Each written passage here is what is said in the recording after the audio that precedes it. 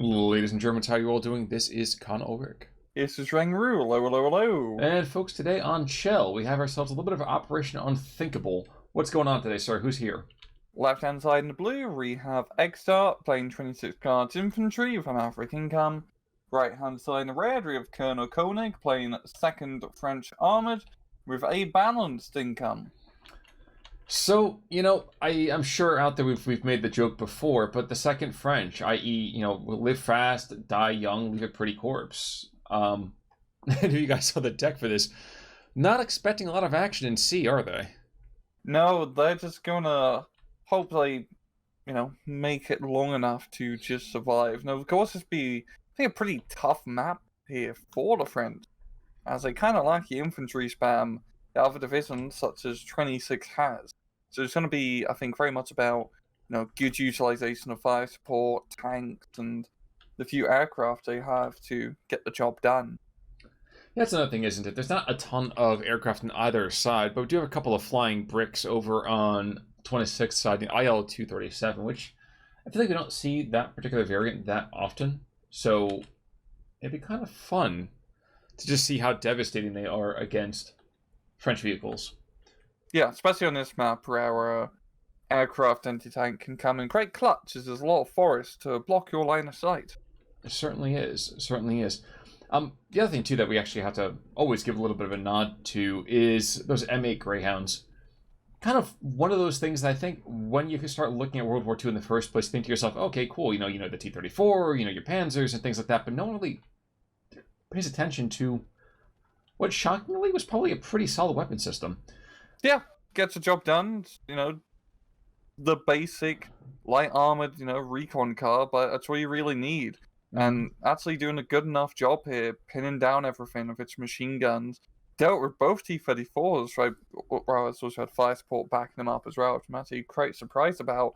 And this is a very strong startup here, just utilizing, the classic light armored 50 cal spam, which is required from the French early on to get these advantageous pushes. Yeah, I mean, and losing a single Greyhound for it is not terrible at all. I mean, that is your only other Greyhound in here. But heck, we get to Phase B, we do have ourselves a couple of Shermans. I mean, Recon Shermans, I think, is probably the funniest thing in the world for me, because nothing says snoop and scoot like an M4A3. Yeah, or like a Recon Panther. Exactly. It's a medium tank.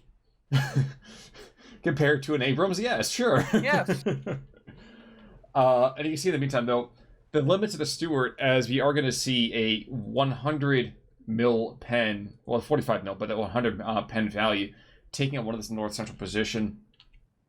That's kind of the thing, isn't it? If the Soviets can get their rather well-powered, in this particular, let's say, lineup, 45 mil guns on the flanks of these Stuarts, that could be over real quick. We'll see. Yeah, and even just the PTRDs from a lot of the Soviet infantry can be enough to deal with the annoying half-track, Greyhounds, and heck, even Stuart spam, which would be coming his way. He needs to be knocking out those light vehicles if he wants to hold. Yeah, we're also seeing as well, if he can just hold the forest fights, he does have more infantry. Don't expose yourself to light vehicles, as we're seeing the Sturmoviki Rocks positioning themselves in the perfect position to actually utilize their double flamethrowers and just annihilating the chapeaus. Like, that's a question, isn't it? Is there any artillery that can come back the other direction? And there is, but it's ridiculously expensive. Yeah. Yeah, that's the price of mortar half tracks. We love mortar half tracks, but we understand it can be quite a costly investment, but a very good run. I mean, playing an American equipment division, so you have radios out the wazoo, meaning it's just so easy to get in good artillery strikes, and he's gonna need that artillery if he wants to push these locations, because he cannot be affording to grind in these forests. No, he shouldn't be able to do so. Ooh, 45 mil takes on one of the command stewards.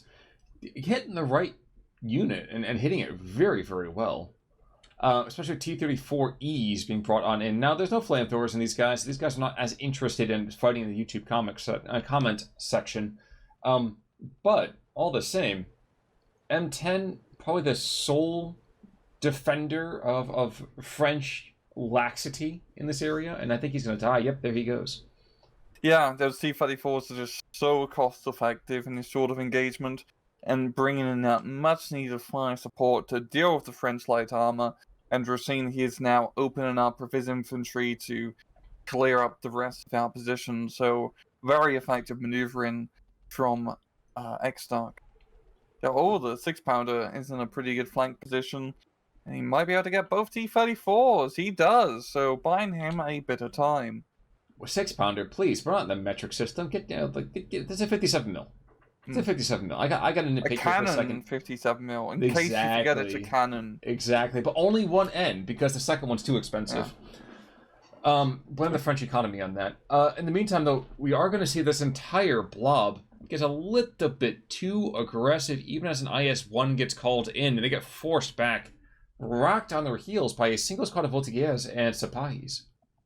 Yeah, just the fire support of, a few row-placed machine guns, and there we go. I believe that's a mortar half-track. Yep, the mortar half-track is on the field, and that is exactly what he needs to be doing, just completely suppressing the area.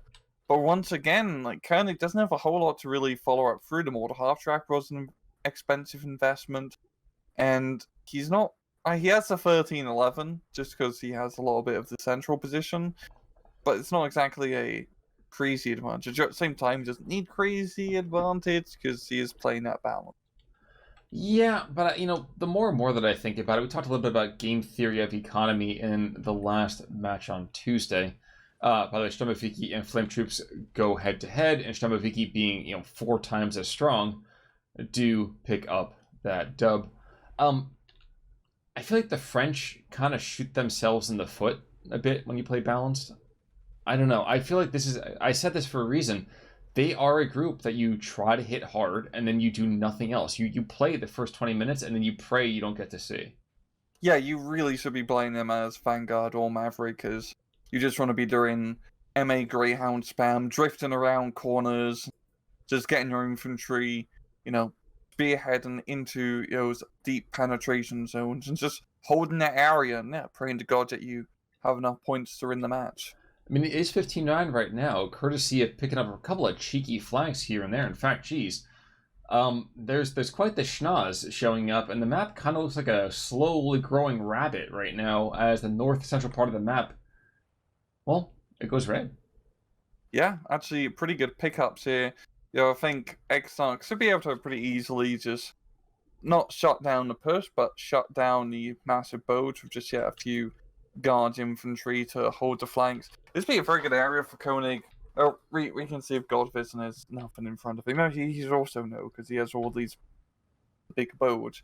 For him to try to make some sort of push just happen in the center to go around the hill at least, and then just try to shut down that road. He needs to be using his light armor, offensively and maneuverably. Don't want to be getting them into those trade-up fights. He's going to lose. Exactly. I think it's one of those things, if you ever have a fair fight in any map, you're playing it wrong. Mm-hmm. That's why I use map hacks. Exactly. I just get to point fingers and tell people to do it better. But we're back to a 14-10 over here because we do two T-34Es. Wasn't SU-85. Where's that IS-1? Has he redeployed it? It's on the hill. Oh wow, okay. I don't know how I missed a giant thing like that. Focusing too much on the majesty of the T-34. And this 57, I think, is going to unmask his position, take 2 shots, and then get blapped by whatever survives the first 2 rounds for him. Yeah, that's most likely the case. And if Xstark can just keep forcing these head-on engagements against his big blob of armor, he should be doing pretty well for himself. There we go, the 57mm gets a good hit. That 82mm needs to get online to start suppressing the area. T-34 does go down. Roll the cannon, get more cannon kills. Well, there's only one dude on the gun, so... Gets a second kill. Oh no, I guess there were 2. Okay. Yeah. In any particular case, for some reason I was looking at it, didn't see any kind of number whatsoever. The 7.62, of course, that Browning M1919, just doing its job. Just putting a bit of suppressing fire. And legitimately, I'll trade a Browning for a 57mm in this particular position. Makes perfect sense. Yeah. But still pretty, like, neither side has gotten, I'd say, enough of a force to make a major push happen in center. It's still just a bit of a stalemate between both sides here. It is, but I'm trying to think about, as we're going to phase B, what the heck is Stark bringing in? And the first answer to that is KV1s. That will be fine. That will be just fine. KV1s, ZSUs, and Strafniki. That's a nice first call in. Not because we've seen a ton of air power so far, because we haven't, but it's good to have that infantry support with the ZSU. It's good for you to go and have that nice kind of ridiculous, I call it always the breakwater.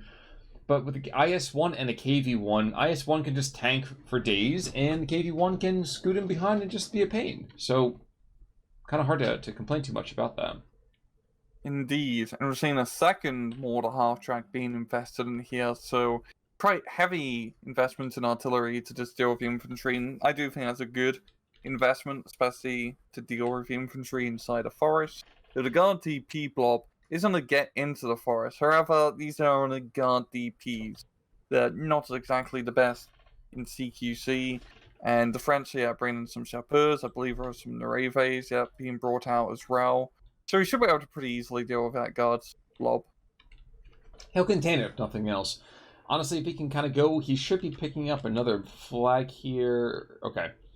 So this thing goes Stromboviki rocks Shermanov. If he goes down, we're back to -2. So, I mean, right now, it's impossible for Col Koenig to know this, but the Strafniki being pushed on in, this could be an absolute lucky time for him to get them to force out of that, because if they get into the trees, it's going to be so bad. Yeah.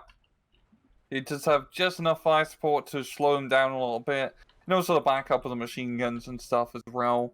Yeah, Koenig has done a pretty decent job of, he hasn't gotten a major breakthroughs, but just enough map territorial advantage to get him at nice all +1, especially his balance. That's going quite well for him. And he does have, layers of fire support. I mean, in the hill, he has a, central line of infantry being the rear line of all his vehicles, which he has not committed yet, as he's just wanting them to stay back and wait for the guys to get close.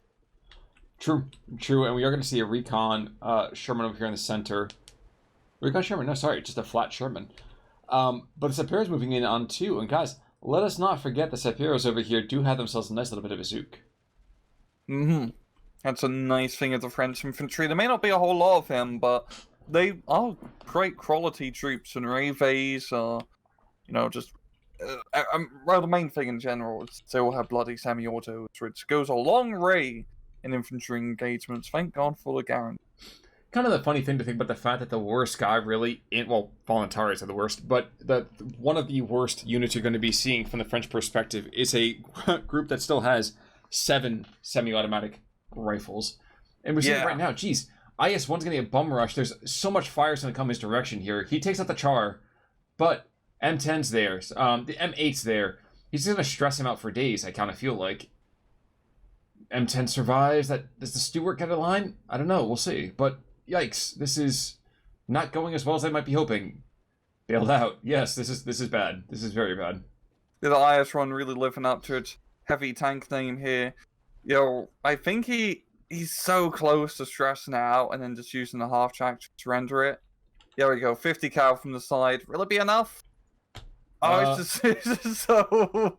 There we go. This is so janky right here. I think his half track should be enough to rush and through. No, he breaks the fall back. He is still falling back, not completely stressed. The IS-1 has been in a world of hurt, but living up to his name. Causing a world of hurt as well, though. And with KV-1 in the center and the M10 now officially destroyed, send the M10 to the northern side here, but folks, don't kind of adjust your sets yet in favor of the French. Kind of feel there's way too much as far as heavy tanks go for Xstark to be, too worried just yet. Yeah, the IS-1 holding up out front did a pretty good job. There we go, the 57mm finishes it off, and that's a bit of a shame. You only get one of them. Yeah, he does get some KV-85s as well, which can fulfill that role, but still, we're just back to another stalemate in the center, And Xstark is this B-phase. He needs to be getting going, and going getting he is not in. You might be saying he's balling right now, but unfortunately, that's just the 57 mil that's just been putting ridiculous fire. In fact, 57 mils in this match have been probably the unsung heroes thus far. There's only 4 of them, but they've been doing De Gaulle's work here.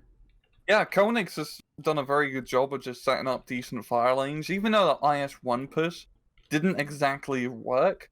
It was a very good push from a micro level, because he had all of his reserve, he pushed it all at once once he realized the initial attack from Xstark didn't go well, and it would have worked if there wasn't, the lone IS-1 to hold that position. But it's just good use of keeping all his tanks back, and then waiting for the opportunity to attack, rather than just attacking in piecemeal. So you're saying it would have worked enough that meddling 57 mil. Gotcha. Well, I'll tell you what also would have worked is that Obuzi M4A3 in the back could be lofting rounds downrange, but he's not going to because he's a coward. Oh. I don't know. Sacre bleu. Yes, soccer blahs in every direction. Strafniki, in the meantime, making a schlepping push over here, central position. But he's got 3.5 minutes, Xstark that is, has 3.5 minutes to really achieve something. And he's been down the entire match. So, like, if he doesn't do anything until C phase, I think we'll probably see, well, it ain't gonna go well, let's put it that way. Yeah, he just needs to try to make a push happen, but he's a little bit all over the place. The central position, he's really just been playing more defense, and his pushes hasn't been going well. I think it's just, he is just bringing Garda DP and Strafniki into CQC locations, and he really just needs, CQC infantry to fight these CQC fights, because the French can hold well, even with their limited numbers, against more long-range infantry. Kind of curiously enough, too, he also brought things like a Zis-3 out in the open, which is a very curious decision since a Zis-3 is an indirect fire weapon when you're not firing at vehicles. But hey, what do I know, man? I'm just a caster, so unique decision there. KV-1, kind of a nice little move here. Moving on forwards at least to cause a lot of support for the guard DPs. But like you said so many times already, the guard DPs, not the dudes you want to bring to a knife fight. These are the guys you want to sit up at range, just kind of say, you know what? How about you guys stay over here, sit still, Junior, and the rest of us will take care of this. And worst of all, he just does not have... it does have 1 KV-1, but it's not a whole lot of fire support here. And this is just a terrible area to push, because there's just the 2 lanes of fire from both sides of the forest. You're just going to get blapped. He really should just be going along the more northern edge, getting into the forest, and then trying to clear out through, getting into the forest rather than trying to just go right through the center, where you're just going to get blapped in that, valley of death. Yeah, I think tree hugging might be the way to have gone through this one. Not to say, yes, boys, we have them now, and charging right at the middle. So, northern side as well, we actually are going to see an aggressive push by Shermans and half-tracks and an M10 and Voltigueres, and is that a couple Sapiros? No, Nueves. So, yeah, this northern town is going to go into, I would say, Col Koenig's hands pretty darn quick. Yeah, very classic French play, just half-track rush and, managing to play the pulse of his opponent's line quite well, because that was a rather weak point, and he's going to nab himself another flag here, so, putting pressure all over the place. And it's funny, Koenig hasn't done any crazy pushes anywhere, but these small little salient attacks here and there really playing, the vast majority of the front line. The southern side's actually going pretty well for Xstark here. I do actually love this double DB-73. So we have 1,600 kilos of bombs. Now, unfortunately, most of those bombs are going to fall long. That could have been amazing. Unfortunately, not quite getting the devastation he would have been looking for. But Sapiro is appearing on the flank of the Strafniki. He's going to lose the Commandant Batterie. But, and I must stress this, who cares when you control half the map? Yeah. And even then, they're still getting their licks in. Once again, semi-autos and everybody is quite a nice luxury to have as the rest and allies. Very, very true. Down south, the Argonne Mist, it was almost a 12-12 for a second as the Soviets picked up a couple of flags by pushing south around the hill, which is a nice call. But here we are. We are now 5 seconds away from Phase C, and there's a half-track picking up cheeky flags hither and thither. And the North, which had been relatively quiet up till now, still continues to be a devastating push from the French. This is quite shocking. Yeah, Stark taps out, and I completely agree with him. Yeah, actually, quite funny considering, the French were more of that balanced income, but at heart, Col Koenig was playing that Maverick style, especially towards the end. He was, very, very effective French pushes, and he was pushing, I was going to say, like, the majority of the map, just everything north of the hill. He was real into attack. Very much so. Very much so. And we actually see a rather low kill game. I think it's just, again, a consequence. We talked about this on Tuesday, that so often, I think these are essentially infantry divisions that just lose tons and tons of PBIs. But I will argue again, Ballin over here by himself, accounting for, what is that, a fourth, a fifth of the total losses inflicted upon the 126th? Yeah, that's not bad. He do be balling. I see 130. Yeah, he's got well over, I would say, 25% there. Well done, sir. Yeah. And then we got the Brosser, the Chapeau getting quite a decent amount of kills. And that is roughly it for the French. And Merrill, another Voltigeur squad, doing pretty well for himself. IS won the other direction, of course. Major player, and wait, let's see. Out of the 960, I'm just doing a nice little rough kind of thing here again as well. Let's see, that and that. Yeah, he's accounting for probably 20% by himself. So well done there, sir. Well done. Other than that, 25. Yeah, nothing else. Yeah, Vasily gets himself a couple of kills and continues to add to his personal legend. But any final thoughts there, sir? No. Folks, in that case, then, as always, we hope you've had a wonderful, wonderful time, and we'll see you guys. I'm Con Ulrich. I'm Rangru. Take it easy.